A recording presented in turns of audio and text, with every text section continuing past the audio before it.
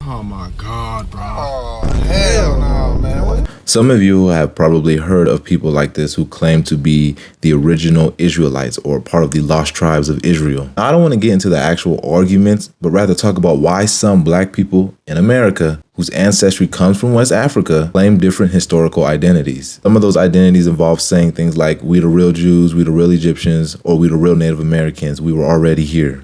These things are a consequence of slavery and forced assimilation. You see, the United States is a boiling pot of culture, and everyone who emigrated here either by choice or forcibly within the last 500 years had to assimilate. That assimilation comes with some loss of ancestral culture and identity. That is why you can often see some white men self-identifying with Vikings and Norse mythology, regardless of their own ancestry, thanks to popular media.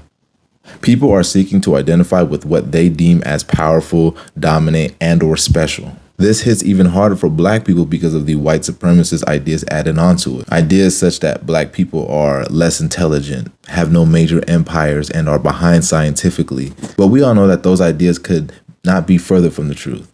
There are deep and rich cultures, empires, and kings throughout West African history. And even then, it doesn't have to be about power. You shouldn't feel less proud to identify with your ancestors just because they weren't royalty, powerful, or seen as special in some way. To think otherwise is purely reactionary to those white supremacist claims. And lastly, you do have a culture and identity that you can be proud of, and that's here in the United States. Your black identity and black culture that has been built out of resistance here for the last few hundred years is just as much as a culture as any. Your culture and history does not need to extend thousands of years into some perceived glorious past so that you can challenge and rival against European power and white supremacy.